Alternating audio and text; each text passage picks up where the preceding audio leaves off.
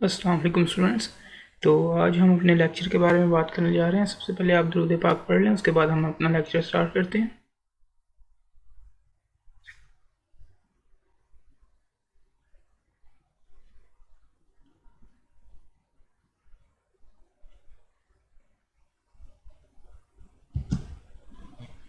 जी students, आज हम अपना जो है वो चैप्टर नंबर 4 स्टार्ट करने जा रहे हैं, जिसका नाम आपकी स्क्रीन पे शो हो रहा है, फ्री कंसेंट इन वॉइड एग्रीमेंट्स। अभी तक हम बात करते हैं जितने भी एग्रीमेंट्स होने चाहिए, जितने भी जो है वो कॉन्ट्रैक्ट्स होने चाहिए, उनमें फ्री कंसेंट होनी चाहिए। इजाज़त आज़ादाना शामिल हो दोनों पार्टीज़ की। ये आज़ादाना इजाज़त क्या होती है, वॉइड एग्रीमेंट्स क्या होते हैं, ये सब कुछ हम इस चैप्टर में बात करेंगे।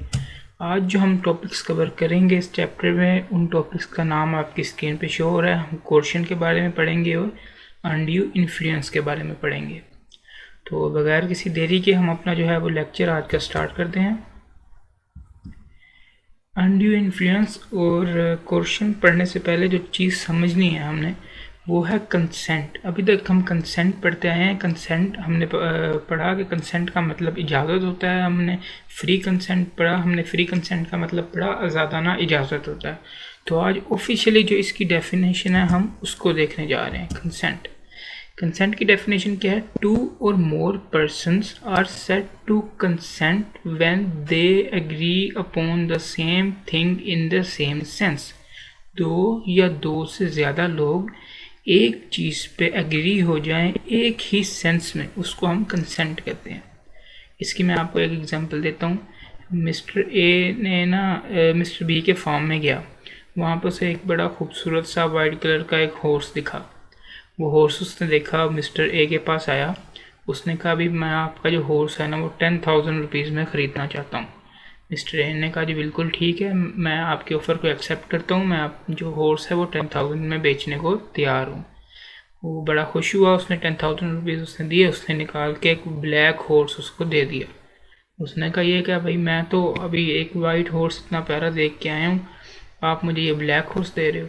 तो इसका मतलब ये है कि वो दोनों लोग सेम सेंस में चीज़ के ऊपर एग्री नहीं थे। वो दोनों लोग एग्री थे, एक घोड़ा बेचने पे एग्री था, एक घोड़ा ख़रीदने पे एग्री था। कीमत भी दोनों ने फिक्स कर ली थी 10,000 रुपीज़, लेकिन जो उनकी सेंस थी वो सेम नहीं थी। वो कोई और घोड़े के बारे में बात कर रहा था मिस्टर बी, और मिस्टर ए कोई और घोड़े के बारे में सोच रहा था। तो ये फ्री कंसेंट के ज़ुमरे में नहीं आएगा। कंसेंट होनी चाहिए सेम चीज़ की, और दोनों पार्टीज़ या दो से ज़्यादा पार्टीज़, जितनी भी पार्टीज़ टू कॉन्ट्रैक्ट हैं, वो सेम चीज़ के बारे में सेम सेंस में उस चीज़ के बारे में एग्री हों, तो उसको हम कंसेंट कहते हैं। ये तो हमने कंसेंट की देखी। तो जो फ्री कंसेंट होगी वो आज़ादाना तौर पे होगी, मगर मतलब बगैर किसी डराए धमकाए, बगैर किसी चीज़ के। फ्री कंसेंट क्या होगी? अच्छा, The effect of absence of consent is that agreement is not valid and not enforceable by law। यानी कि अगर तो कंसेंट है ही नहीं, कंसेंट जो है वो है ही नहीं, जो इजाज़त है वो है ही नहीं, दोनों लोग एक ही चीज़ पे मुत्तफिक हैं ही नहीं, एक सेंस में एक चीज़ पे मुत्तफिक नहीं है, तो वो कभी एग्रीमेंट जो है वो वैलिड हो ही नहीं सकता। वो हमेशा वॉइड एग्रीमेंट तस्वर किया जाएगा, वो इन्फोर्सेबल बाय लॉ नहीं होगा, वो कभी कॉन्ट्रैक्ट नहीं बनेगा। ये तो हमने देखा कंसेंट जो है, सिंपल चीज़। कंसेंट क्या होता है, इजाज़त क्या होता है। और इजाज़त जिसमें कंसेंट ना हो, उस एग्रीमेंट का जो है वो क्या बनेगा, वो एग्रीमेंट जो है वो बिल्कुल भी वैलिड नहीं होगा, वो इन्फोर्सेबल बाय लॉ नहीं होगा, वो कभी भी कॉन्ट्रैक्ट नहीं बनेगा। ये हमने कंसेंट के बारे में देख लिया। अब फ्री कंसेंट क्या होती है? Consent is said to be free when it is not caused by, ये जो नीचे 4-5 फैक्टर्स लिखे हुए हैं, इन फैक्टर्स की वजह से कंसेंट ना हुई हो तो हम उसको फ्री कंसेंट कहते हैं। फ्री कंसेंट कोर्शन की वजह से ना हुई हो, जो कंसेंट है वो अनड्यू इन्फ्लुएंस की वजह से ना हुई हो, जो कंसेंट है वो फ्रॉड की वजह से ना हुई हो, जो कंसेंट है वो मिस रिप्रेजेंटेशन की वजह से ना हुई हो, जो कंसेंट है वो मिस्टेक की वजह से ना हुई हो। अगर इन 5 फैक्टर्स की वजह से कंसेंट नहीं हुई तो हम कहेंगे ये जो कंसेंट है ये फ्री है, ये आज़ादाना है। फ्री कंसेंट की उस वक्त आपको मज़ीद समझ आ जाएगी जब हम एक एक करके इन 5 फैक्टर्स को देख रहे होंगे। आज हम इनमें से सिर्फ 2 फैक्टर्स पे बात करेंगे, कोर्शन एंड अनड्यू इन्फ्लुएंस। ये तो इसकी वजह से फ्री कंसेंट पे क्या असर होगा, कंसेंट पे क्या असर होगा। कंसेंट सबसे पहले जो इस वक्त इस पेज पे इस स्लाइड पे आपने समझने की चीज़ है वो कंसेंट है।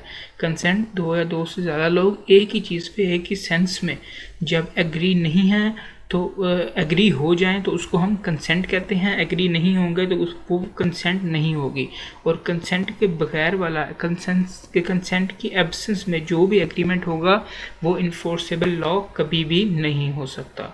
ठीक है, कंसेंट की आपको समझ आ गई। अब फ्री कंसेंट क्या होती है? फ्री कंसेंट वो होती है जो इन 5 फैक्टर्स, जिस कंसेंट में ये 5 फैक्टर्स शामिल ना हो वो फ्री कंसेंट होती है। कौन कौन से फैक्टर शामिल ना हो, इन फैक्टर का क्या असर होगा फ्री कंसेंट पे, एग्रीमेंट पे या कॉन्ट्रैक्ट पे इन फैक्टर्स का क्या असर होगा, ये हम देखते हैं। सबसे पहला जो फैक्टर है वो है कोर्शन। कोर्शन जो हमने पीछे कुछ एग्जांपल्स में जब हमने बात की कोर्शन, तो मैंने आपको कहा था अभी फिल वक्त ये समझ लें, इसका मतलब है धमकाना। इसका मतलब डराना, धमकाना, किसी भी तरह की धमकी देना, उसको कोर्शन के ज़ुमरे में आता है। इसकी ऑफिशियल डेफिनेशन क्या है वो हम देखते हैं। ऑफिशियल डेफिनेशन है जी, कोर्शन इसके 2 पार्ट हैं इस डेफिनेशन के। पहला पार्ट हम सबसे पहले पहला पार्ट समझते हैं। ये और से पहले जो है वो पहला पार्ट है। पहली 2 लाइंस जो हैं वो इसका डेफिनेशन का फर्स्ट पार्ट है। Coercion is committing. कोर्शन है कुछ करना, कमिट करना, क्या, और थ्रेटनिंग टू कमिट, या कमिट करने की धमकी देना। कोर्शन क्या है? कमिट करना, कुछ करना या कुछ करने की धमकी देना। क्या करने की धमकी देना? Any act forbidden bye Pakistan penal code. कोई भी ऐसा एक्ट जो पाकिस्तान पिनल कोड ने मना किया हुआ है ये एक्ट करने से, वो एक्ट करना या उसको करने की धमकी देना। पाकिस्तान पिनल कोड एक इदारा है जिसने मोस्टली जो क्राइम्स हैं उनको मना किया हुआ है। फॉर एग्जांपल उन्होंने मना किया हुआ है कि किडनैपिंग नहीं करनी, मर्डर नहीं करना, किसी भी किस्म का धमकाना नहीं है, किसी बंदे को मारना नहीं है। इस तरह की चीज़ें जो है वो पाकिस्तान पिनल कोड ने मना की हुई हैं। यकीन करें जब आपके जो सिनेरियोज में आ रही होंगी ना चीज़ें, वो सामने देख के आपको पता लग रहा होगा कि भाई ये तो पाकिस्तानी पिनल कोड ने मना की होगी। वो आपको मर्डर के बारे में बता रहा होगा, वो आपको किडनैपिंग के बारे में बता रहा होगा, वो आपको इस तरह की चीज़ों के बारे में बता रहा होगा। सामने जुर्म पता चल रहा होगा कि ये एक जुर्म है जिसकी वजह से पाकिस्तान पिनल कोड ने इसको मना किया हुआ है। तो क्वेश्चन की डेफिनेशन का पहला हिस्सा है कोई भी ऐसा काम करना या वो काम करने की धमकी देना जो पाकिस्तान पिनल कोड ने मना किया हुआ है, जिसको हम पीपीसी कहते हैं। पीपीसी ने मना किया हुआ है, पाकिस्तान पिनल कोड ने मना किया हुआ है, ऐसा एक्ट कोई भी करना या वो करने की किसी को धमकी देना, ये क्वेश्चन है। या और द अनलॉफुल डिटेनिंग, गैर कानूनी कब्जा करना, गैर कानूनी हिरासत में लेना, क्या, और थ्रेटनिंग टू डिटेन, या कब्जा करने की धमकी देना, गैर कानूनी तौर पे कब्जा करना या गैर कानूनी तौर पे कब्जा करने की धमकी देना। एनी प्रॉपर्टी, किसी भी किस्म की कोई property, to the prejudice of any person whatever, जो किसी भी इंसान के तासुब के हवाले से। फॉर एग्जांपल मैं आपको इसकी सिंपल सी एग्जांपल देता हूँ। मिस्टर ए ने मिस्टर सी ने मिस्टर ए को धमकी दी कि मैं आपकी गाड़ी जो है वो कब्जे में ले ली है, अगर आप मिस्टर बी के साथ कॉन्ट्रैक्ट करोगे तो आपकी गाड़ी आपको वापस मिल जाएगी। ये उसने जो उसकी प्रॉपर्टी है उसको अनलॉफुल तरीके से डिटेन कर लिया, अनलॉफुल तरीके से डिटेन करके उसके साथ कॉन्ट्रैक्ट करना चाह रहा है, तो ये बिल्कुल ही इसी जो है डेफिनेशन के पार्ट के अंडर आएगा। इसके अलावा मिस्टर सी जो है वो मिस्टर ए को कहता है भाई मैं आपका जो बच्चा है वो मुझे पता है इससे स्कूल में पढ़ता है, तो आप ज़रा ध्यान रखें, मिस्टर बी के साथ जो है वो कॉन्ट्रैक्ट कर लें, वरना आपके बच्चे को मैं अगवा कर लूँगा, मैं किडनैप कर लूँगा।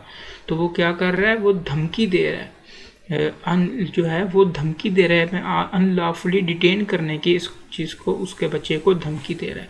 तो ये भी इस डेफिनेशन के इस हिस्से के ज़ुमरे में आ जाएगा। ना तो अनलॉफुली डिटेन करना है, ना तो अनलॉफुली डिटेन करने की धमकी देनी है। विद एन इंटेंशन, अब जो ये लास्ट लाइन है ना, ये 2 डेफिनेशन के ऊपर जो दोनों पार्ट्स हैं उन दोनों पार्ट्स के बारे में है। With an intention of calling any person to enter into contract. दोबारा देखते हैं। कोर्शन जो है वो किसी भी काम को करना या उस काम को करने की धमकी देना जो पाकिस्तान पिनल कोड ने मना किया है, या किसी भी प्रॉपर्टी को, किसी भी इंसान को अनलॉफुली डिटेन करना, अनलॉफुली हिरासत में लेना या हिरासत में लेने की जो है वो धमकी देना। क्यों धमकी दे रहा है वो, क्यों इस तरह का काम कर रहा है? With an intention of causing any person to enter into an agreement. वो ये जो भी काम कर रहा है, ये धमका रहा है, ये जितने भी गलत काम कर रहा है, उनका मकसद क्या है कि उस इंसान के साथ किसी तरह कॉन्ट्रैक्ट किया जा सके, एग्रीमेंट किया जा सके। तो ये एग्रीमेंट करने के लिए जो भी इस तरह के गलत काम करेगा वो सीधा कोर्शन के ज़ुमरे में आएंगे, जिसको हम डराना धमकाना भी कहते हैं। तो अब तो ये थी ऑफिशियल डेफिनेशन। इस डेफिनेशन का मतलब जो सिंपल वर्ड्स में हमें समझ में आता है वो the above definition reveals that coercion may be compelling a person to enter into a contract under pressure or threat। डरा धमका के किसी भी इंसान के साथ जो है वो कॉन्ट्रैक्ट करना वो कोर्शन है। जो ऊपर इतनी बड़ी उसने डेफिनेशन लिखी हुई है वो भी मैंने आपको समझा दी, होपफुली वो आपको समझ आ गई। उसका जो मतलब है वो ये है किसी भी इंसान को डरा धमका के उसे प्रेशराइज करके उसके साथ कॉन्ट्रैक्ट कर लिया जाए, ये जो है ये चीज़ कोर्शन है। और अगर कोर्शन का जो साथ जो कॉन्ट्रैक्ट होगा उसका क्या इफेक्ट होगा, ये सारी चीज़ें भी हम आगे देख रहे हैं। सबसे पहले हमने कोर्शन की डेफिनेशन देखी है कि डराना धमकाना कोर्शन होता क्या है। इसकी एग्जांपल देखते हैं। Azam beats Babar and compels him to sell his bike for 20,000। Azam ने बाबर को मारा और ये फोर्स किया कि आप मुझे अपनी बाइक जो है वो 20,000 रुपये की बेचें। Here Babar's consent has been obtained by coercion. उस पर जुल्म हुआ है, उस पर जो है वो फोर्स अप्लाई की गई है। तो ये जो एक्ट है, ये जो मारने का एक्ट है, ये पाकिस्तान पिनल कोड की जानिब से इसको मना किया गया है, जिसकी बेस पे हम कहेंगे कि बाबर पे जो है वो कोर्शन अप्लाई किया गया, उसकी कंसेंट फ्री नहीं है। फ्री कंसेंट तब होगी जब 5 फैक्टर जो हमने पीछे देखे उनके अलावा कंसेंट ली जाए, उनकी एब्सेंस में कंसेंट ली जाए। वो पहला फैक्टर क्या है? कोर्शन। अगर कोर्शन के साथ कंसेंट ली जाएगी कोर्शन फ्री नहीं होगी, कंसेंट जो है वो फ्री नहीं होगी। अगर कोर्शन के साथ कंसेंट ली जाएगी वो कंसेंट फ्री नहीं होगी। तो हमने कोर्शन की डेफिनेशन देखी, उसके बाद एग्जांपल देखी कि अगर आजम ने जो है वो बाबर को मार के उसे कहा कि मैं आपकी बाइक जो है 20,000 रुपये में जो है आपको बाइक बेचना चाहता हूँ, तो यहाँ पे बाबर को मारने की वजह से वो जो एक्ट उसका मारने वाला एक्ट था वो पाकिस्तान पिनल कोड की जानिब से फॉरबिडन है, वो मना है, जिसकी वजह से हम कहेंगे ये जो है वो कोर्शन के अंदर कॉन्ट्रैक्ट किया गया है। इस कॉन्ट्रैक्ट में, इस एग्रीमेंट में कोर्शन इन्वॉल्व है। जिस एग्रीमेंट में कोर्शन इन्वॉल्व होगी तो वो फ्री कंसेंट नहीं हो सकती, और अगर फ्री कंसेंट नहीं होगी तो कॉन्ट्रैक्ट क्या होगा, एग्रीमेंट क्या होगा, ये हम आगे देखते हैं। वो वाइडेबल होगा, वाइड होगा, वो किस तरह से कॉन्ट्रैक्ट जो है वो ख़त्म हो रहा होगा, ये हम आगे देखते हैं। फिल वक्त आपके समझने की बात ये है कोर्शन क्या होती है। कोर्शन होता है किसी भी तरह से डरा धमका के कॉन्ट्रैक्ट करना, जो है वो कोर्शन है। कोई भी ऐसा एक्ट जो पाकिस्तान पिनल कोड ने मना हुआ है वो करना, या वो करने की धमकी देना, या फिर किसी भी प्रॉपर्टी को गैर कानूनी तौर पर हिरासत में लेना या हिरासत में लेने की धमकी देना, उसको हम कोर्शन कहते हैं। क्योंकि उसके साथ कॉन्ट्रैक्ट किया जा सके। ठीक है, ये तो थी क्वेश्चन। इसके अलावा एक और एग्जांपल जो बहुत इंपॉर्टेंट एग्जांपल है वो ये है, अगर आपको क्वेश्चन में कोई सिनेरियो आ जाता है जिसमें गवर्नमेंट जो है क्वेश्चन अप्लाई कर रही है, तो आपने पिघल नहीं जाना कि भाई ये तो गवर्नमेंट है, गवर्नमेंट तो कुछ भी कर सकती है, क्वेश्चन है। हमने जो चीज़ पढ़ ली है वो बस हमने पढ़ लिया, वो चाहे गवर्नमेंट कर रही है चाहे कोई इंसान कर रहा है, हमने कह देना है कि गवर्नमेंट क्वेश्चन अप्लाई कर रही है। ये अलग बहस है गवर्नमेंट को क्या सज़ा होगी, गवर्नमेंट जो है वो गवर्नमेंट के साथ कॉन्ट्रैक्ट कैसे वॉइड होगा, गवर्नमेंट तो लॉ भी बनाती है, गवर्नमेंट तो पार्लियामेंट में बैठी होती है, ये अलग बहस है। लेकिन अगर गवर्नमेंट ने इस सिनेरियो में देखें, the government threatens to seize the property of Azam, government ने धमकी दी आजम की प्रॉपर्टी सीज करने की, to recover fine due from Babar, जो बाबर ने फ़ाइन देना है वो जो फ़ाइन दे, वरना आपकी प्रॉपर्टी को जो है वो सीज कर लिया जाएगा, ये गवर्नमेंट ने धमकी दी। The son of Azam paid the fine, Azam ने जो है वो फ़ाइन पे कर लिया।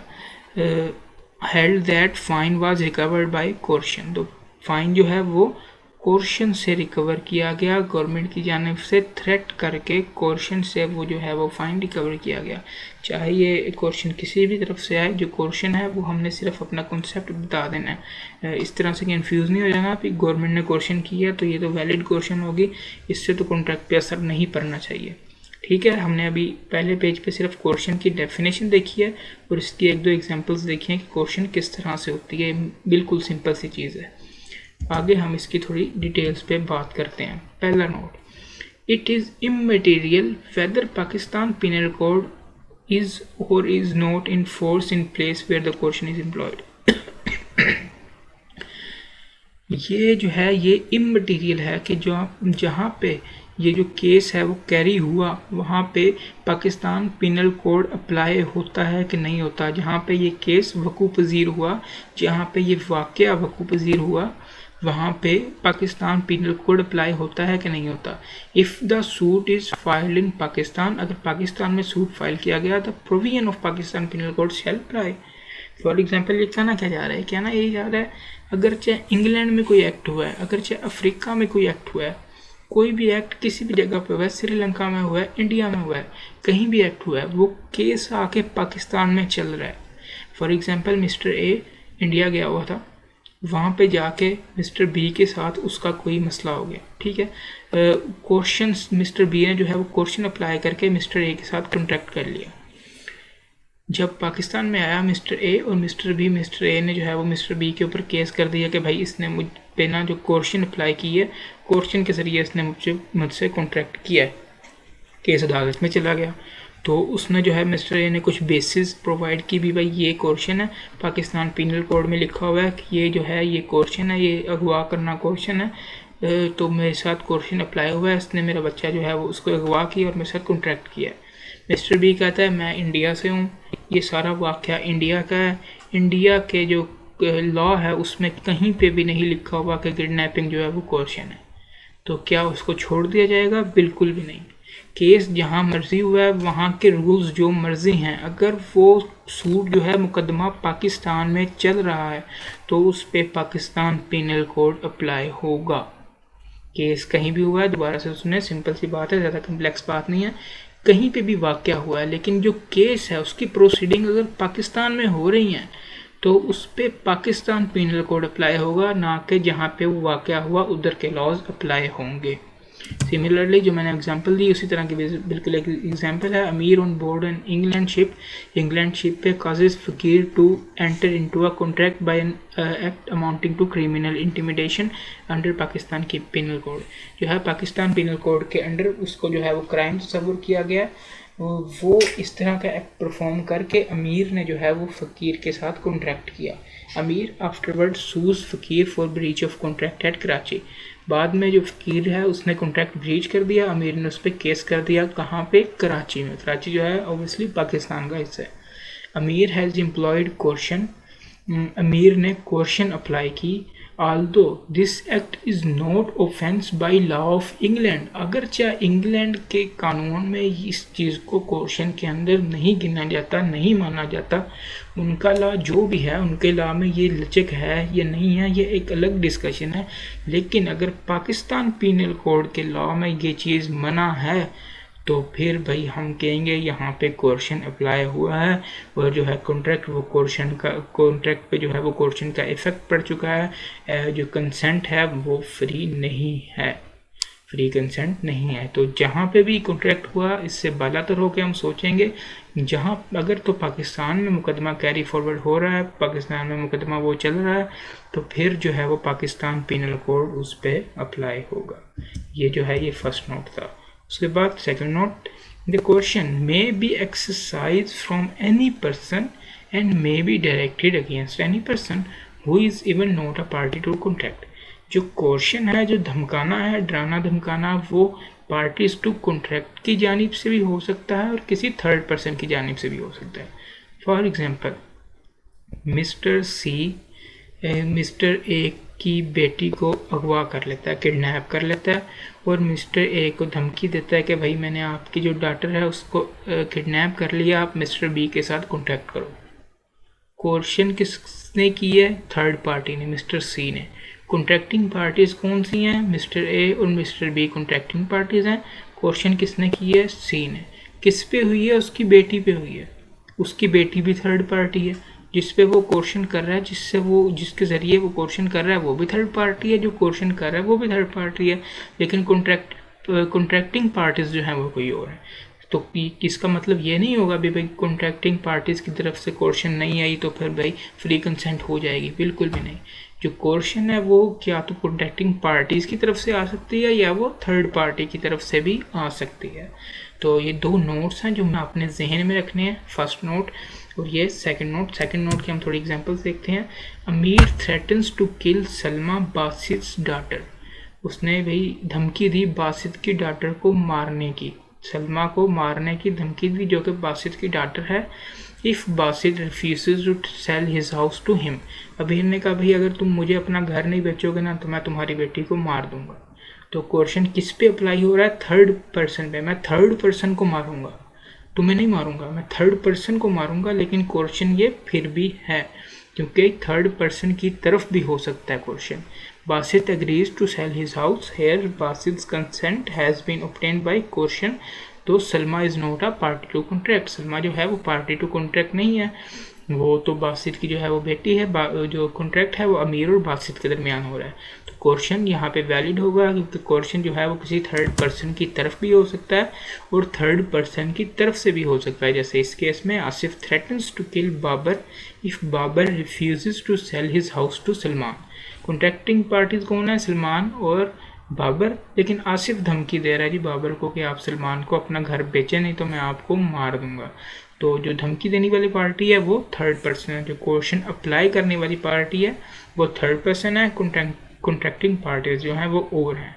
तो जो क्वेश्चन है वो थर्ड पर्सन की तरफ से भी हो सकता है, वो कॉन्ट्रैक्टिंग पार्टीज की तरफ से भी हो सकता है और वो थर्ड पर्सन की तरफ भी हो सकता है। यहीं से अगर कोई क्वेश्चन आता है ना इस टॉपिक में से तो वो पूछेगा इन दो एक्सेप्शंस में से मोस्टली जो है। अगर उसने मुश्किल क्वेश्चन बनाना हुआ ना तो इन दो एक्सेप्शंस में से पूछ सकता है। तो पहली एक्सेप्शन हमने एक्सेप्शन नहीं, नोट्स, इन दो नोट्स में से पूछ सकता है। एक तो हमने पहला नोट देख लिया कि जो है वो अब कहीं पे भी जो है वो जो केस प्रोसीड हुआ हो, कहीं पे भी वो कार्रवाई हुई हो, लेकिन अगर मुकदमा जो है वो पाकिस्तान में चल रहा है तो फिर उस पर पाकिस्तान पीनल कोड अप्लाई होगा। और दूसरा हमने देखा जो क्वेश्चन है वो किसी भी थर्ड पार्टी की तरफ से भी हो सकती है, किसी भी थर्ड पार्टी को भी हो सकती है।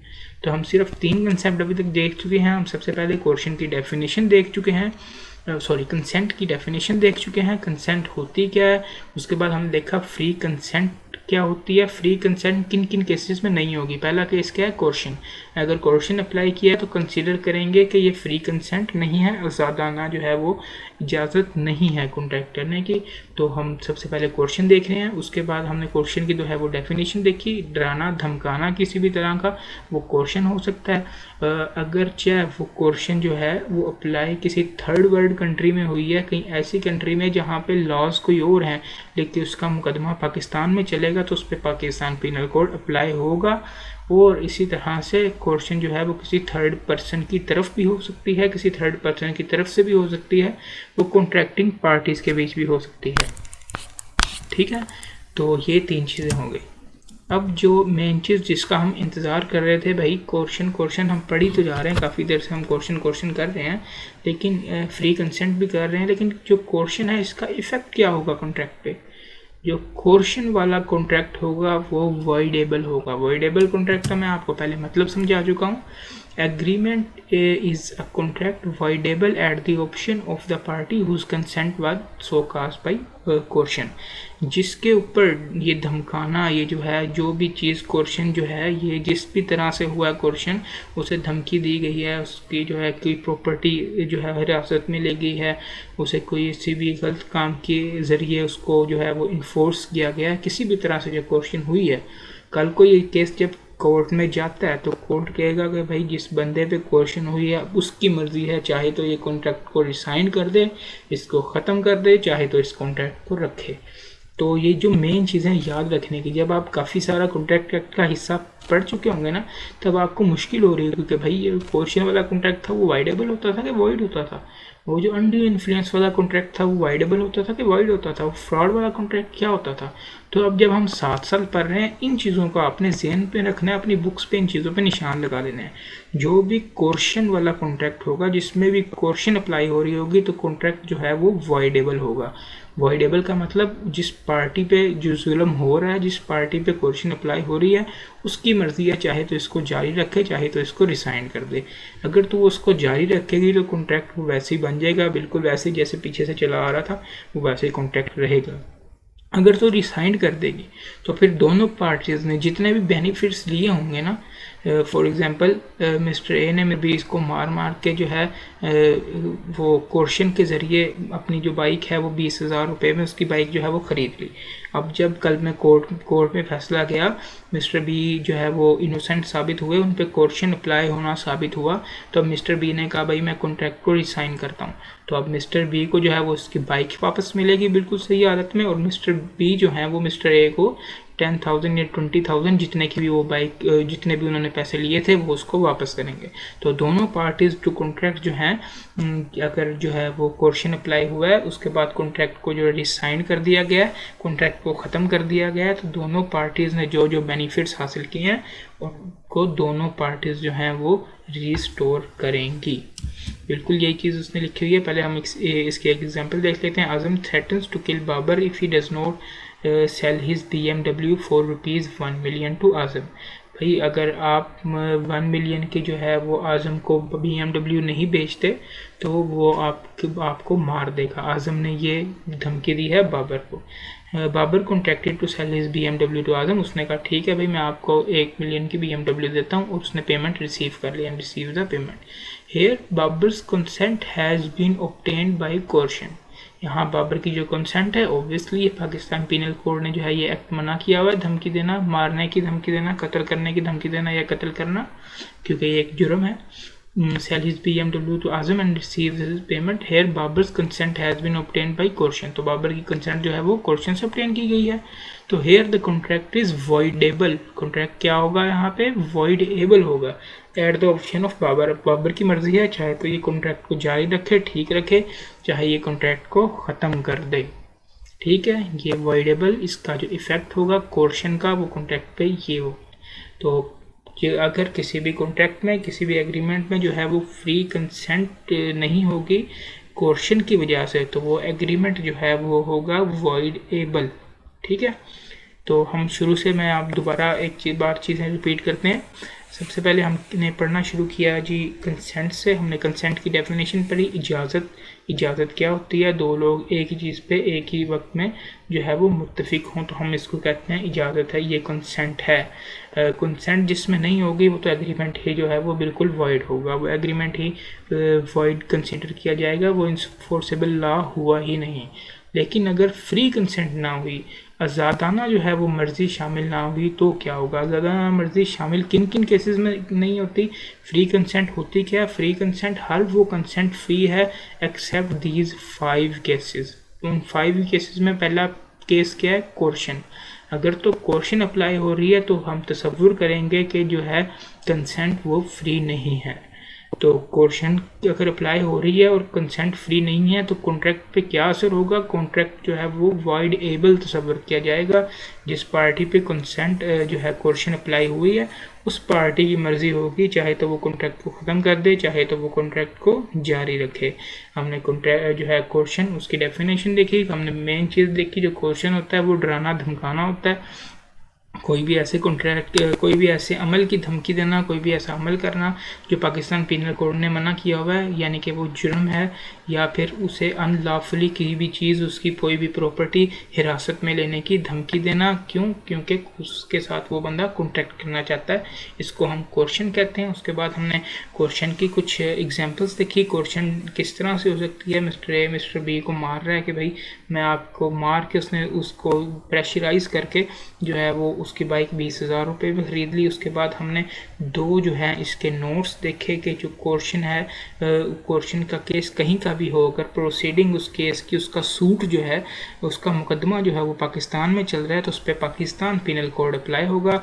उसके बाद जो है हमने ये इसका इफ़ेक्ट देखा, जो क्वेश्चन है उसका इफ़ेक्ट क्या होगा, वो वाइडेबल होगा। क्वेश्चन की बेस पे किसी भी किस्म का जो कॉन्ट्रैक्ट होगा वो वाइडेबल कॉन्ट्रैक्ट तस्वर किया जाएगा। और अगर ये दोनों पार्टीज़ में से जिन ने जो चीज़ें जो फ़ायदे हासिल किए हैं, अगर कॉन्ट्रैक्ट जो है वो रिसाइंड हो जाता है, कॉन्ट्रैक्ट जो है वो ख़त्म हो जाता है, दोनों पार्टीज़ को वो चीज़ें लौटानी होंगी। तो ये तो था बेसिक कंसेप्ट था क्वेश्चन का। क्वेश्चन क्या होती है, सिंपल सी चीज़ है। यहाँ से वो आपसे क्या पूछेगा, यहाँ से वो आपसे एक सिनेरियो बना के पूछेगा, एक केस स्टडी बनाएगा कि फ़लाँ बंदा था, उसने जो है वो फ़लाँ बंदे के साथ कॉन्ट्रैक्ट किया, लेकिन उसने उसको मार के, उसको किसी किस्म की धमकी दे के इस तरह से जो कॉन्ट्रैक्ट किया, तो बताएं ये कॉन्ट्रैक्ट जो है ये वैलिड है कि नहीं, कॉन्ट्रैक्ट वॉइड है कि नहीं। तो आप बताएंगे कि भाई कॉन्ट्रैक्ट जो है ये वॉइडेबल है क्योंकि ये क्वेश्चन की बेस पे हुआ है, और क्वेश्चन की बेस पे जो भी कॉन्ट्रैक्ट्स होते हैं वो वॉइडेबल होते हैं। क्वेश्चन की वजह से जो है कंसेंट फ्री नहीं रहता। जो क्वेश्चन है वो क्वेश्चन की वजह से फ्री कंसेंट नहीं रहता और कॉन्ट्रैक्ट जो है वो वॉइडेबल हो जाता है।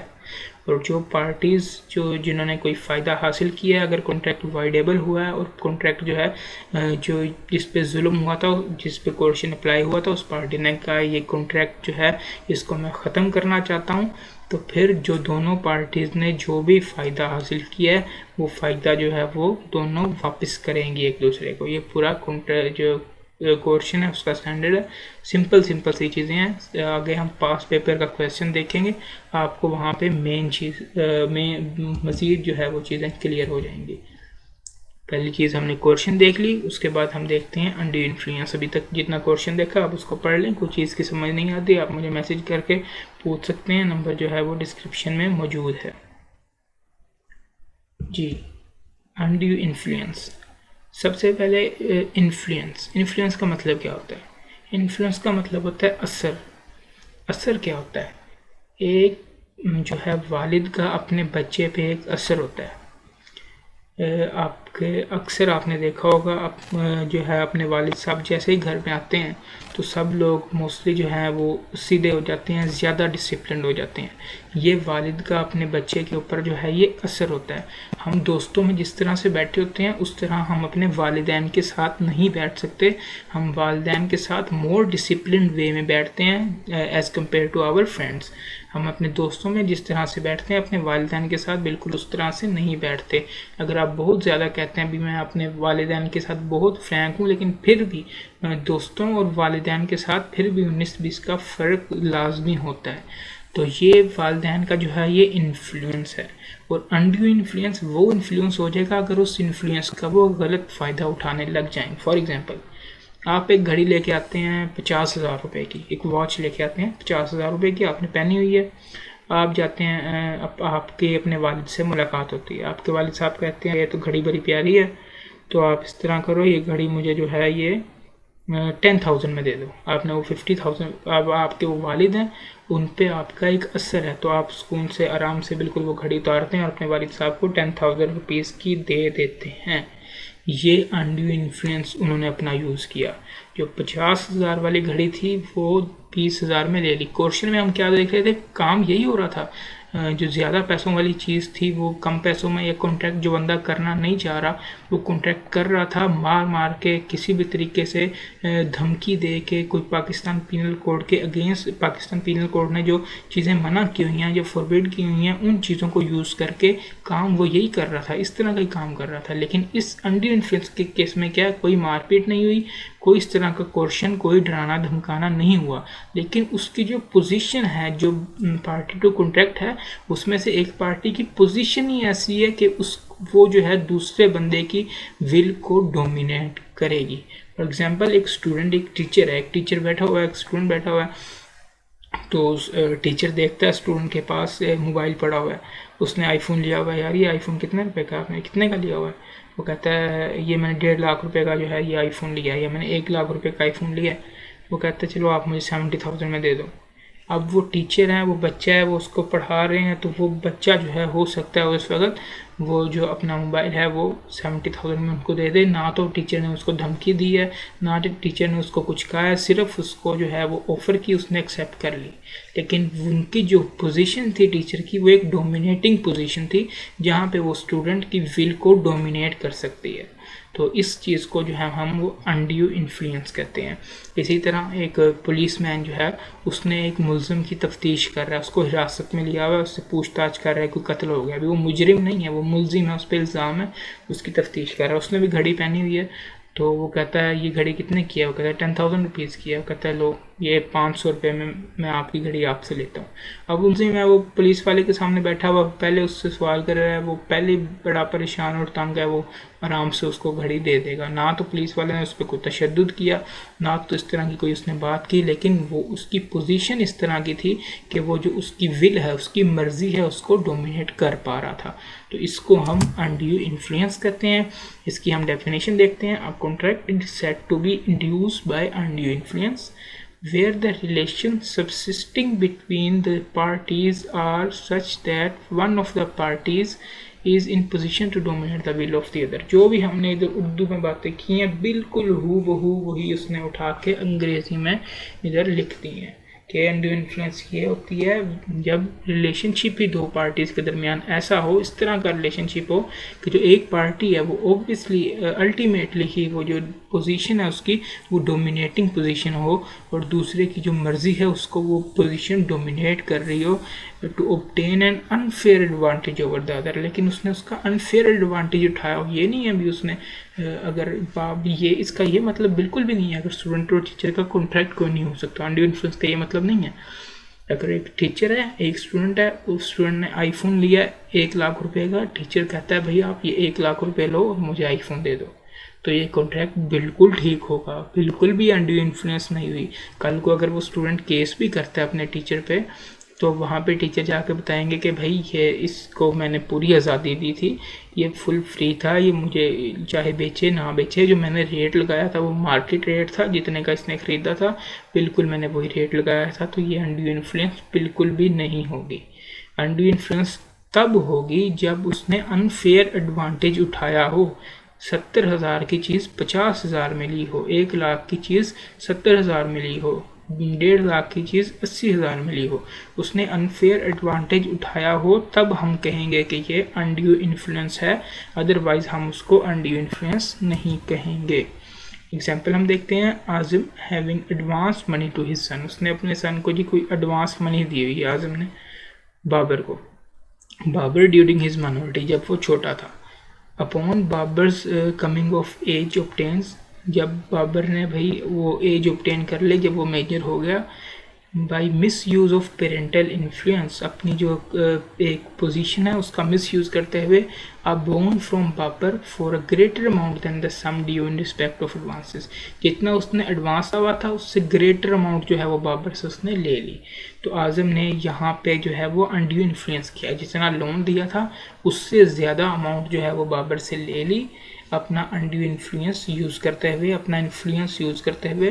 तो इस इन्फ्लुएंस को हम अनड्यू इन्फ्लुएंस कहेंगे। अगर वो बिल्कुल उतनी अमाउंट ले लेता तो हम इसको बिल्कुल भी अनड्यू इन्फ्लुएंस ना कहते। उसने अपनी डोमिनेंट पोजीशन का गलत यूज़ किया। जब वो गलत यूज़ करेगा अनड्यू इन्फ्लुएंस सिर्फ तब ही होगा।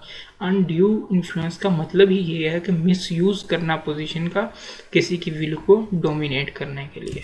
तो ये आपने जो है बात वो जहन में रखनी है। इसी तरह अमीर a man enfeebled by disease और एज या अपनी डिजीज़ की वजह से वो आदमी कमज़ोर हो चुका है।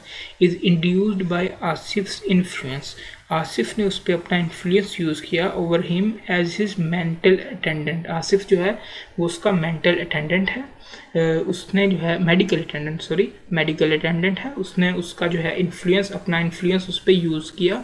वो बेचारा एज की वजह से, बीमारी की वजह से पहले ही इतना कमज़ोर हो चुका है, ऊपर से जो है वो आसिफ ने अपना इन्फ्लुएंस यूज़ किया to agree to pay Asif an unreasonable sum of the professional services. जितनी उसने अटेंडेंट ने, मेडिकल अटेंडेंट ने सर्विसेज प्रोवाइड की, फॉर एग्जांपल 10,000 की उसने सर्विसेज प्रोवाइड की और उससे 20,000 रुपये ले लिए। वो बेचारा एज की वजह से, अपनी बीमारी की वजह से इतना कमज़ोर हो चुका है। उसने कहा यार अब क्या बहस करनी इसके साथ, उसने वो 20,000 रुपये उसको दे दिए। आसिफ एम्प्लॉयज अनड्यू इन्फ्लुएंस, तो यहाँ आसिफ ने उस पर जो है वो अनड्यू इन्फ्लुएंस की है। बिल्कुल परेशान ना हो एग्जाम्पल पढ़ के कि हमें किस तरह पता चलेगा भाई कोई डिजीज़ की वजह से, एज की वजह से बंदा इल है तो अनड्यू इन्फ्लुएंस हुई है, कौन कौन से केसेस हैं जिसमें अनड्यू इन्फ्लुएंस हुई है। तो हम अभी उन सब केसेस को भी देख लेते हैं जहाँ जहाँ अनड्यू इन्फ्लुएंस हो सकती है, जो आपसे क्वेश्चन में पूछे जा सकते हैं। फिल वक्त जो आपने पहले समझने की चीज़ है, आपने डेफिनेशन अनड्यू इन्फ्लुएंस होता क्या है, मेरा ख्याल है अच्छे से मैंने आपको डेफिनेशन समझा दी है। ये 2 एग्जाम्पल्स हैं, इनको भी आप देख सकते हैं, इनकी भी आपको समझ आ गई होगी। अब हम देखते हैं कौन कौन से केसेस हैं जिनमें हम कह सकते हैं कि अनड्यू इन्फ्लुएंस हुई है। In particular and without prejudice to the generality of the foregoing principle, a person is deemed to be in position to dominate the will of another. एक इंसान जो है वो दूसरे इंसान की जो है विल को डोमिनेट करता तस्वुर होगा हर चीज़ से बालातर होके। वो कौन कौन सी चीज़ें हैं, where he holds a real or apparent authority over the other, जब वो उस दूसरे इंसान के ऊपर किसी भी तरह से अपेरेंटली या रियली कोई अथॉरिटी होल्ड कर रहा है, वो कोई अथॉरिटी ऑफिसर है, वो दूसरा बंदा नीचे वाला बंदा है। इसमें कौन कौन से लोग हो सकते हैं, tax officer and tax payer हो सकते हैं।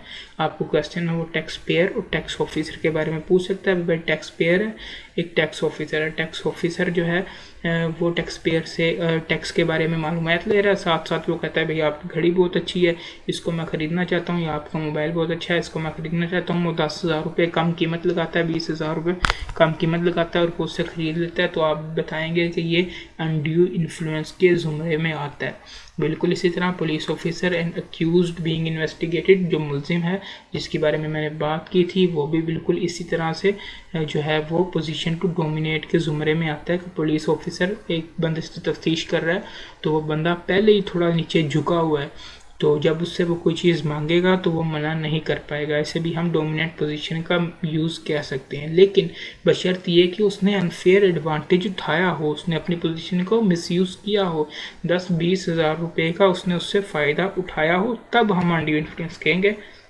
अदरवाइज अनड्यू इन्फ्लुएंस नहीं कहेंगे। और तीसरी चीज़ जो है एम्प्लॉयर एम्प्लॉई हो सकता है, मालिक और मुलाजिम हो सकता है। उसके बाद हो सकते हैं where he stands in a fiduciary relationship to each other, उन दोनों का आपस में कोई कानूनी ताल्लुक हो सकता है, दो पार्टीज़ का आपस में कोई किसी भी तरह का कानूनी ताल्लुक हो सकता है। कौन कौन सी पार्टीज़ हो सकती हैं, पेरेंट चाइल्ड हो सकता है, गार्डियन माइनर हो सकता है, टीचर स्टूडेंट, मेरा ख्याल ये गलत क्लासिफिकेशन में आ गया, टीचर स्टूडेंट ऊपर वाली क्लासिफिकेशन में जाना था, लेकिन है यही।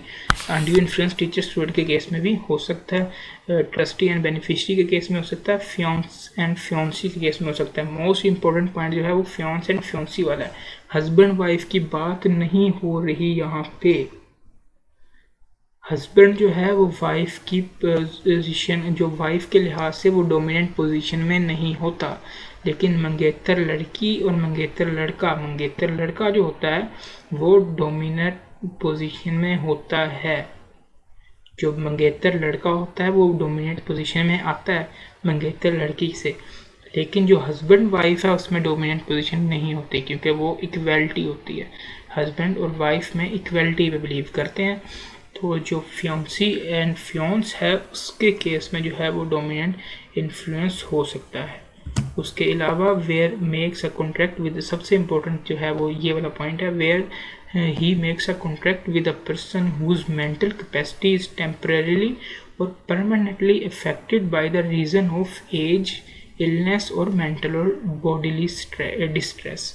किसी भी वजह से, एज की वजह से, उसकी बीमारी की वजह से, उसकी दिमागी हालत की वजह से उसकी जो मेंटल कैपेसिटी है वो टेम्परेरी या परमानेंटली इफेक्ट हो चुकी है, ऐसे बंदे पे भी अनड्यू इन्फ्लुएंस हो सकता है। कौन कौन से हो सकते हैं, डॉक्टर एंड पेशेंट्स हो सकते हैं, मेडिकल अटेंडेंट एंड पेशेंट हो सकता है, फैमिली मेम्बर या कोई भी ओल्ड मेम्बर हो सकता है, कमज़ोर old member, enfeebled old member, old man. तो ये मोस्टली जो केसेस आपकी केस स्टडी में आ सकते हैं वो यही हो सकते हैं।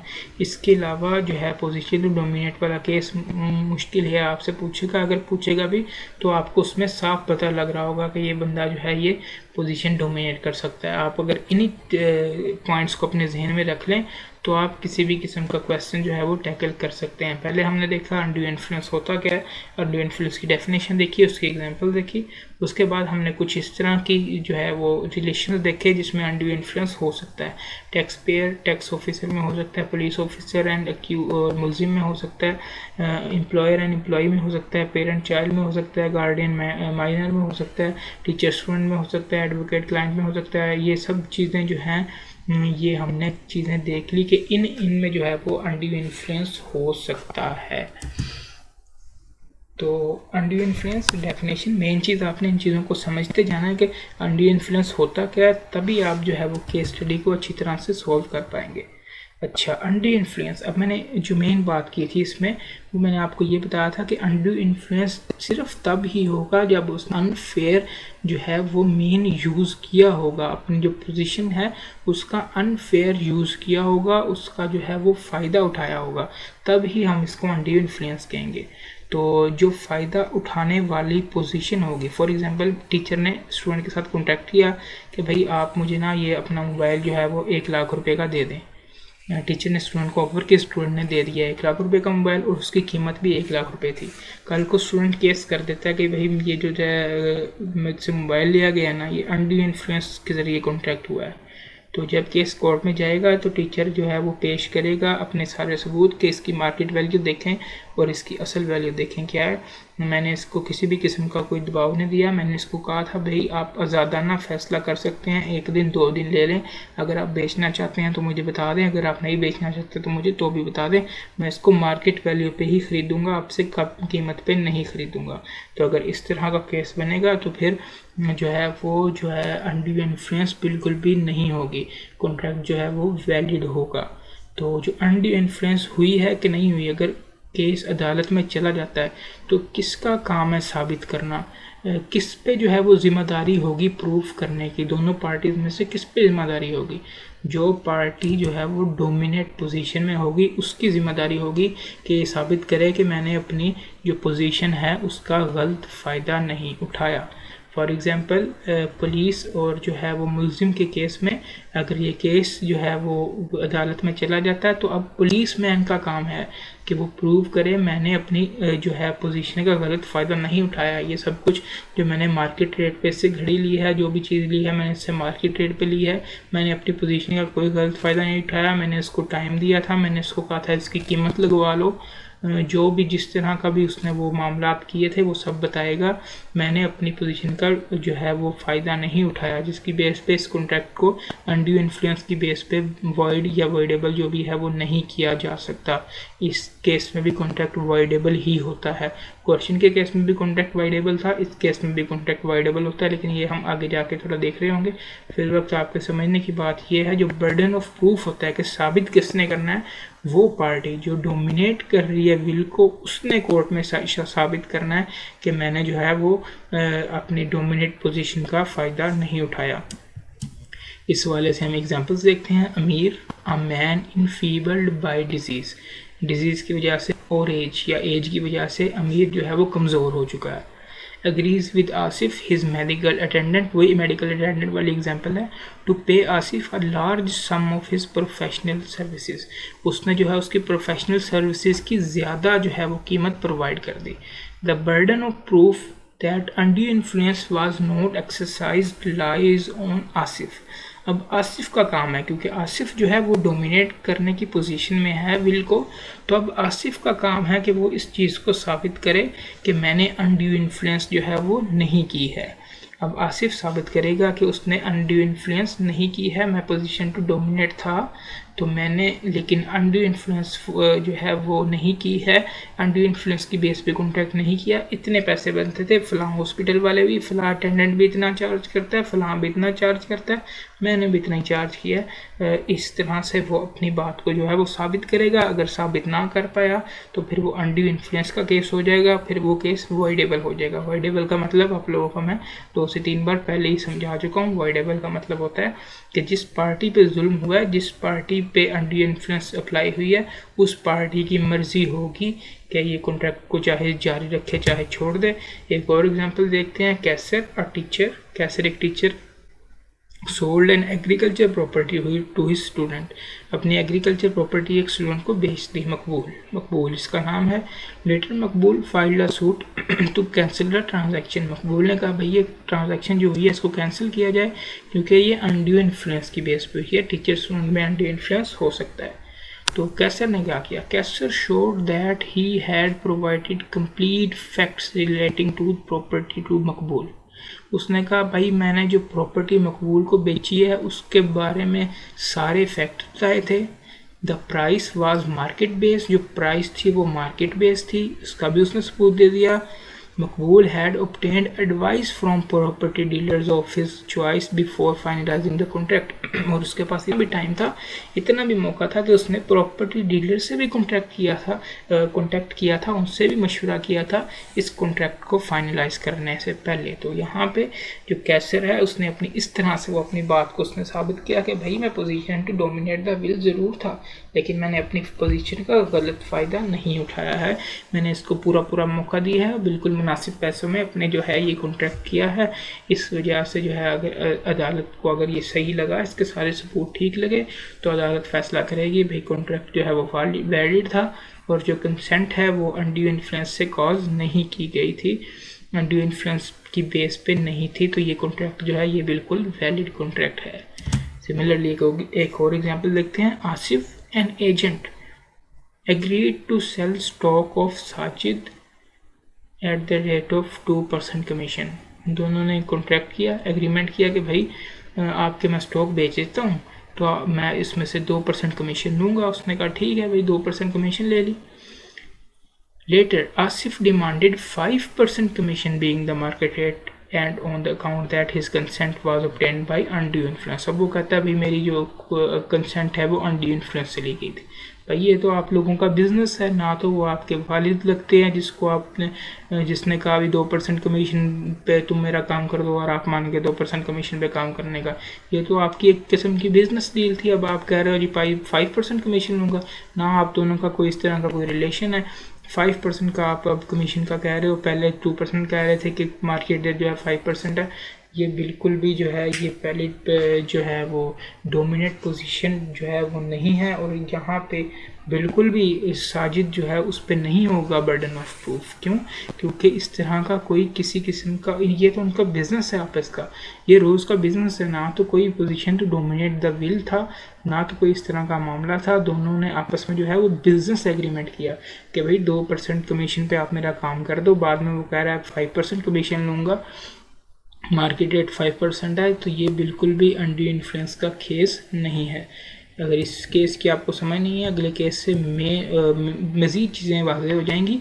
अ deal applies to a banker for a loan at a time when there is a stringency in the money market, अब सख्ती चल रही है किसी किस्म की मनी मार्केट में, और डील जो है वो बैंकर से लोन के लिए अप्लाई करता जा रहा है। The banker declines to make the loan, banker जो है वो लोन जो है देने से मना कर रहा है, except at an unusually high rate of interest. अब ये पार्ट ऑफ बिजनेस है कि मनी मार्केट में जो है वो थोड़ी सख्ती का माहौल बना हुआ है, जिसकी वजह से जो इंटरेस्ट रेट्स हैं वो हाई हैं। अदील एक्सेप्ट कर लेता है लोन को, भाई ठीक है मैं हाई रेट पे लोन ले लेता हूँ, तो बाद में वो ये नहीं कह सकता कि भाई जो है इसने मेरे से अनड्यू इन्फ्लुएंस करके उस वक्त जो है वो मुझसे कॉन्ट्रैक्ट करवा लिया, ज़्यादा रेट पे लोन दे दिया, बिल्कुल भी नहीं कह सकता। क्यों?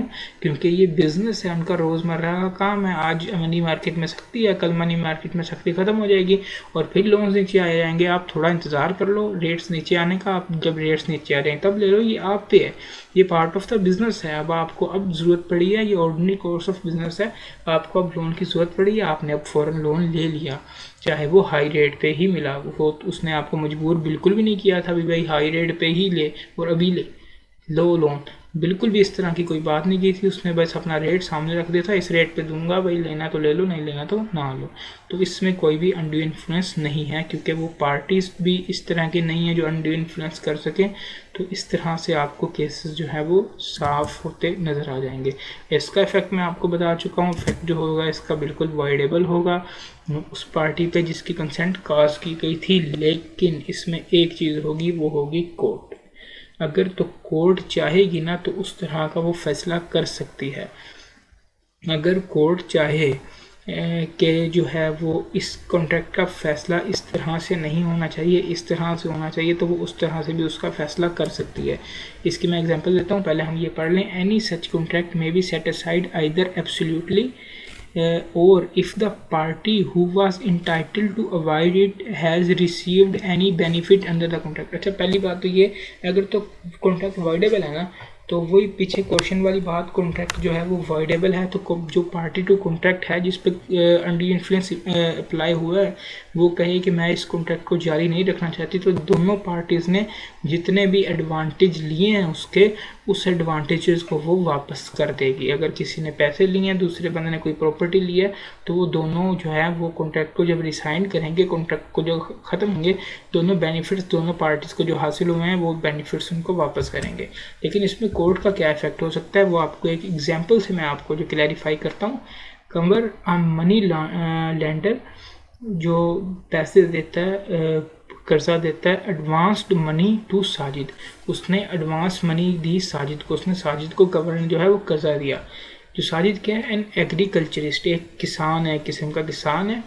इन emergency situation and by undue influence, और अनड्यू इन्फ्लुएंस अपनी जो है वो इन्फ्लुएंस का यूज़ करते हुए made him to execute a bond of double the amount with high interest rate. जितने उससे कर्जा लिया उससे डबल उसने बॉन्ड बनाया, वो भी हाई इंटरेस्ट रेट का। तो अब कोर्ट ज़रूरी नहीं है अभी उसको कहे साजिद को भी भाई ये कॉन्ट्रैक्ट आप पे, आप इस कॉन्ट्रैक्ट को ख़त्म कर दो, आप उसकी ज़मीन वापस कर दो, तो वो आपको आपके पैसे वापस कर देगा, आपने जो ज़मीन ली है या आपने जो भी उसके पैसे से काम किया है वो पैसे उसको वापस कर दो। भाई वो तो किसान था, उसने पैसे लिए, वो पैसे बेचारा अपनी ज़मीन पे लगा चुका, अब वो कहाँ से उसको वापस करेगा। तो ऐसी कंडीशन में जो है वो कोर्ट फैसला करेगी। कोर्ट क्या फैसला करेगी, कोर्ट कहेगी भाई ये जितने भी तुमने डबल बॉन्ड लगाए हैं, जितना हाई इंटरेस्ट लगाया है, ये वो पे नहीं करेगा, वो सिर्फ जायज़ अमाउंट पे करेगा, जितना उसने लोन लिया था उस पर रीज़नेबल इंटरेस्ट पे करेगा, जो मार्केट रेट आजकल चल रहा है। तो वो बिल्कुल इस तरह का फैसला जो है वो कोर्ट कर सकती है। तो इसका इफेक्ट दो तरह से है। पहला इफेक्ट तो बिल्कुल क्वेश्चन वाला है कि वॉइडेबल कॉन्ट्रैक्ट होगा, तो दोनों पार्टीज ने जो फैसला फ़ायदा हासिल किया है वो दोनों पार्टीज उसको जो है वो रिवर्स कर देंगी, रिसाइन कर देंगी कॉन्ट्रैक्ट की सूरत में। अगर कॉन्ट्रैक्ट जो है वो वाइडेबल होने की सूरत में जिस पार्टी पे अंडर इन्फ्लुएंस हुआ है उस पार्टी ने कहा कि भाई मैं चाहता हूँ कि कॉन्ट्रैक्ट को जो है वो ख़त्म कर दिया जाए। कॉन्ट्रैक्ट अगर वो चाहे कि कॉन्ट्रैक्ट को प्रोसीड किया जाए तो कॉन्ट्रैक्ट तो बिल्कुल वैसा का वैसा ही चल रहा होगा। लेकिन अगर इन केस वो कॉन्ट्रैक्ट को ख़त्म कर देता है, वो कहता है कॉन्ट्रैक्ट ख़त्म कर दिया जाए, तो दोनों पार्टीज़ ने जो फ़ायदा हासिल किया उन पार्टीज़ को वो फ़ायदा वापस करना पड़ेगा। दूसरा केस ये है कि अगर कोर्ट किसी किस्म का कोई फैसला देना चाहे, कोर्ट को कोई चीज़ सही लग रही हो, तो वो कोर्ट उस बारे में फैसला दे सकती है। जैसे हमने ये केस देखा किसान का केस कि कोर्ट ने फैसला दिया, कोर्ट ने ऑर्डर दिया जो कोर्ट को सही लग रहा था कि भाई आप जो है जितने पैसे उसने लिए थे उतने ही पैसे वापस करेंगे, जितने पैसे आपने लिए थे एक्स्ट्रा अमाउंट जो है वो वापस नहीं करेंगे। ठीक है, ये जो थे हमारे दो टॉपिक्स थे, सिंपल छोटे छोटे से। होपफुली चीज़ें आपको जो है वो क्लियर हो गई हैं। मज़ीद हम क्वेश्चन देखते हैं तो पास पेपर में वो किस तरह से क्वेश्चन पूछता है, आपको वो मज़ीद चीज़ें क्लियर हो जाएंगी। आप यहाँ पे वीडियो को पॉज करके इन दो टॉपिक्स को यहाँ पढ़ लें, उसके बाद हम क्वेश्चन को की तरफ आते हैं। जी, जो पहला क्वेश्चन हमारी स्क्रीन पे शो हो रहा है वो है स्प्रिंग 2017 का क्वेश्चन है। 2 मार्क्स के लिए उसने पूछा था। ये आपकी बुक का प्रैक्टिस क्वेश्चन नंबर 1 भी है। क्या पूछा उसने, जमाल थ्रेटन राफिया या रफिया जो भी है उसको उसने जमाल ने धमकी दी टू मर्डर हर सन, कि मैं आपके बेटे का कत्ल कर दूंगा। सन आतिफ, आपके बेटे आतिफ का मैं कत्ल कर दूंगा। जमाल ये रफिया को धमकी दे रहा है। If she did not sell her house to Mujahid, अगर आप अपना घर जो है वो मुजाहिद को नहीं बेचोगी। Rafia did she was told, जैसा रफिया को कहा गया था, जमाल ने जिस तरह की धमकी दी थी रफिया ने बिल्कुल वही किया। Under the provisions of contract act 1872 comment on the validity of above contract, तो बताएं जो अबव कॉन्ट्रैक्ट है वो वैलिड है या नहीं। ऑब्वियसली आपको देख की समझ लग रही है, बिल्कुल इसी तरह के आसान क्वेश्चन वो आपके पेपर में आ रहे होंगे।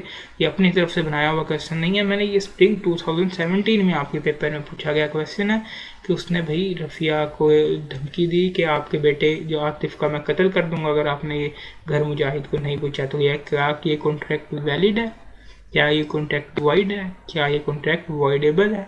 तो आप बिल्कुल बताएंगे ये कॉन्ट्रैक्ट जो है ये वॉइडेबल है। क्यों? क्योंकि इसमें कोर्शन इन्वॉल्व है, इसमें डराना धमकाना इन्वॉल्व है, ऐसा एक्ट इन्वॉल्व है जो पाकिस्तान पीनल कोड ने मना किया हुआ है। तो क्या उसने सोल्यूशन दिया? According to contract act 1872 contract in which consent is obtained by coercion is voidable.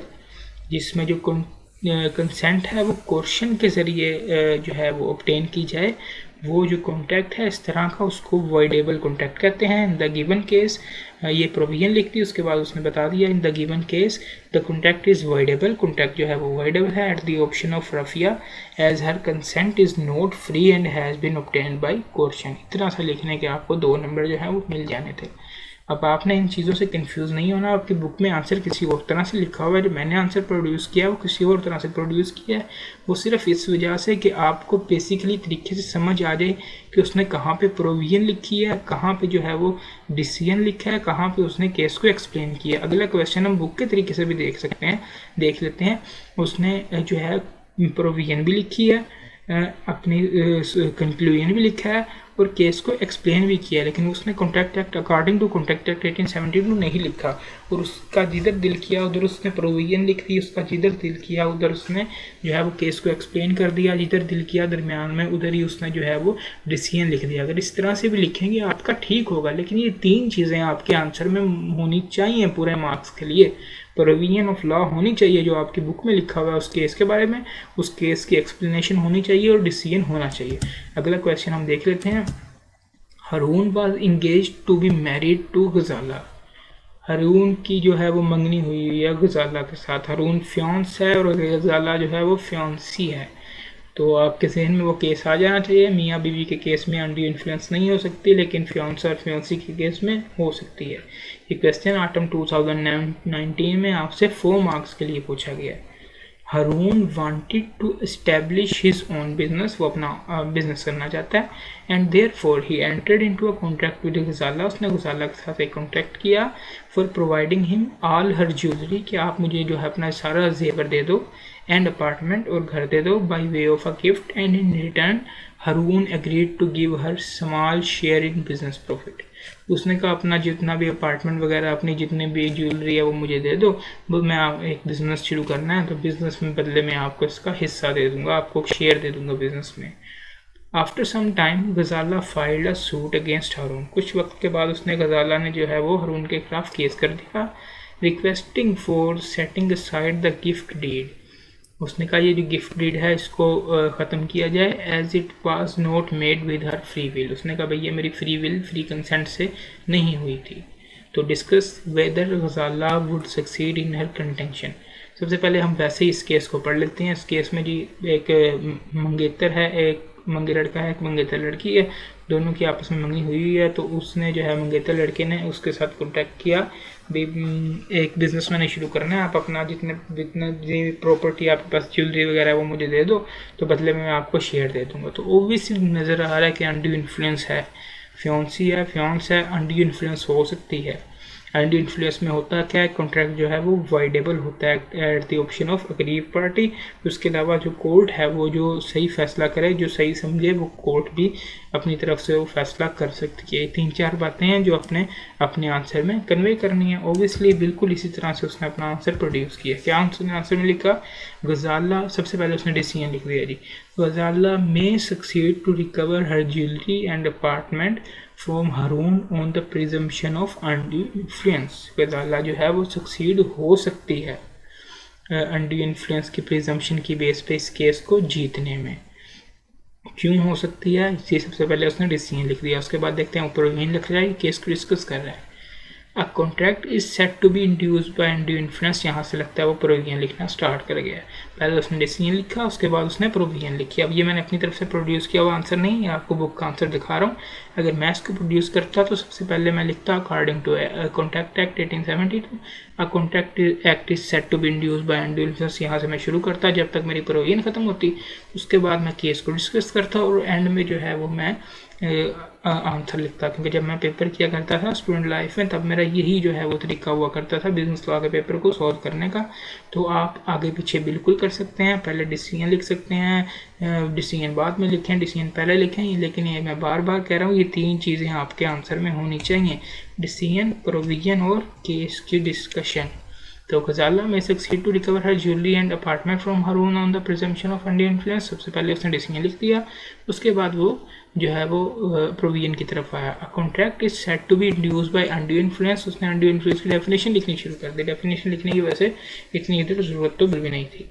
A contract is said to be induced by undue influence whether the relation subsisting between the parties is such that one of the party is the position to dominate the will of the other and uses the position to obtain unfair advantage over the other। तो यहाँ पे उसने simple definition उठा के जो मैंने आपको पढ़ाई है उसने उठा के डेफिनेशन लिख दी, उसके बाद उसने केस जो है वो करना शुरू किया, डिस्कस करना शुरू किया।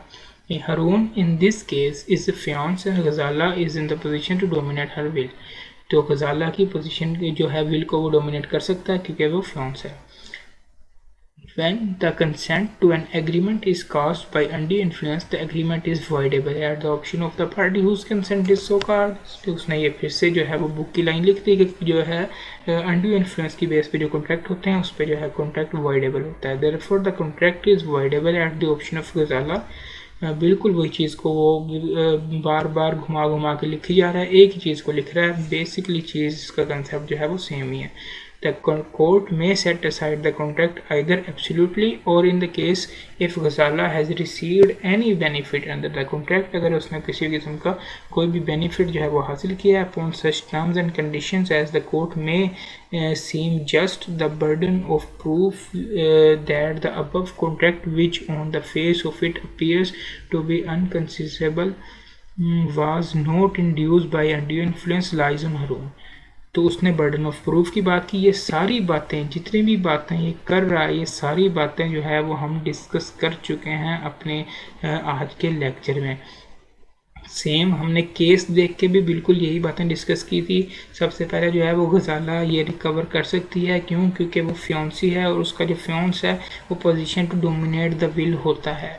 तो जो फियांस है उसके ऊपर होगा कि वो साबित करे, उस पर बर्डन ऑफ प्रूफ होगा, वो साबित करे कि भाई मैंने जो है वो विल जो है वो गजाला की डोमिनेट नहीं की, ये फ्री कॉन्ट्रैक्ट था, ये मैंने अपनी जो पोजीशन का है वो अनफेयर यूज़ नहीं किया, मैंने उसको आज़ादी दी थी कि वो जो है वो अपना आसानी से सुकून से बैठ के आराम से सोच के फ़ैसला करे, या मुझे दे या ना दे, ये जो जितना भी चीज़ें ज्वेलरी वगैरह मैंने मांगी है।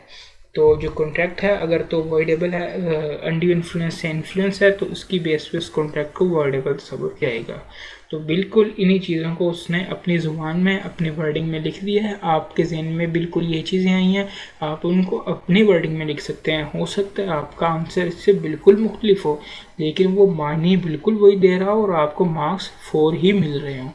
आपने क्या क्या चीज़ें लिखनी है? सबसे पहले आपने प्रोविजन लिखनी है। प्रोविजन में बताना है कि भाई सबसे पहले आपने प्रोविजन बेसिकली नहीं लिखनी, चाहे आप प्रोविजन लिखें चाहे आप डिसीजन लिखें, जो मर्ज़ी आप पहले लिख सकते हैं। इन केस अगर आप प्रोविजन लिखते हैं तो आपने सबसे पहले बता देना है कि जो है वो अनड्यू इन्फ्लुएंस जो है वो इस केस में हो सकती है। अनड्यू इन्फ्लुएंस अगर हो तो जो party to dominate the will है उसको जो है उस पर बर्डन ऑफ प्रूफ होता है, और जो पार्टी जिस पे अनड्यू इन्फ्लुएंस हुई है उसकी बेस पे जो है जो कॉन्ट्रैक्ट है वो वॉइडेबल होता है। उसकी मर्ज़ी है, चाहे तो वो कॉन्ट्रैक्ट को ख़त्म कर दे, चाहे वो कॉन्ट्रैक्ट को रखे, लेकिन कोर्ट भी इस पर अगर कुछ चीज़ कुछ कोर्ट सही समझे तो उस तरह का फ़ैसला भी कोर्ट दे सकती है।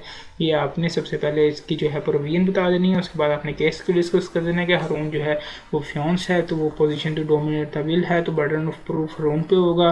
जो गजाला है वो फियांसी है तो उस पर अनड्यू इन्फ्लुएंस अप्लाई हो रहा है, तो उसकी बेसिस पे जो कॉन्ट्रैक्ट है वो वाइडेबल होगा। तो कंसेप्ट वही है। इसको लिखने के तरीके 2 भी हो सकते हैं, 3 भी हो सकते हैं, 4 भी हो सकते हैं, कई भी हो सकते हैं। हो सकता है एग्ज़ाम हॉल में आपके साथ 200 बच्चे हैं, 200 के 200 बच्चों ने इसका आंसर मुख्तलिफ़ तरीके से दिया हो और 200 के 200 बच्चों को इसका पूरे मार्क्स मिले हों। मेथड जो है वो बिल्कुल भी जो है वो मैटर नहीं करता। जो हम चीज़ मैटर करती है वो आपने सही कंसेप्ट लिखा है, सही चीज़ लिखी है या नहीं लिखी, आपने जो है वो प्रोविज़न लिखी है, आपने जो है वो डिसीजन लिखा है, आपने जो है वो केस को डिस्कस किया है। अगर ये 3 चीज़ें पूरी हैं तो आपको जो है ये इसके कंप्लीट मार्क्स मिल रहे होते हैं। तो होपफुली आपको ये जो है ये 2 क्वेश्चन हमने सोल्व किए, ये आपको समझ आए होंगे। कल हम जो अपना नेक्स्ट टॉपिक देख रहे होंगे, मज़ीद क्वेश्चन साथ सोल्व कर रहे होंगे। तो ये छोटे छोटे से 2 टॉपिक्स थे, इनको घर जाके आप देख लीजिएगा, पढ़ लीजिएगा, चीज़ों को जो है वो डाइजेस्ट कीजिएगा। कुछ चीज़ें याद करने वाली भी हैं, आपने थोड़ी सी ये चीज़ ज़हन में बिठानी है कि किन किन लोगों के दरमियान जो है वो position to dominate the will हो सकती है। स्टूडेंट टीचर हो सकता है, टैक्स पेयर और जो है वो टैक्स ऑफिसर हो सकता है। इस तरह की जितनी चीज़ें मैंने आपको स्लाइड्स में लिख के दी हैं, होपफुली ये आपकी बुक में भी लिखी हुई हैं, वहाँ से भी आप इनको देख सकते हैं। इन चीज़ों को ज़हन में बिठाएं, इनकी डेफिनेशंस को ज़हन में बिठाएं, इन एग्जांपल्स को आप समझें, इन क्वेश्चंस को आप समझें, इंशाल्लाह आसानी होगी। अगर किसी किस्म का कोई भी आपको प्रॉब्लम आता है, कहीं भी आपको कोई चीज़ समझ नहीं आ रही, तो आप मुझे मैसेज कर सकते हैं। नीचे जो है मैंने डिस्क्रिप्शन में अपना नंबर दिया हुआ है। तो इंशाल्लाह कल मिलते हैं अपने नेक्स्ट लेक्चर के साथ इसी चैप्टर के। अल्लाह हाफिज़।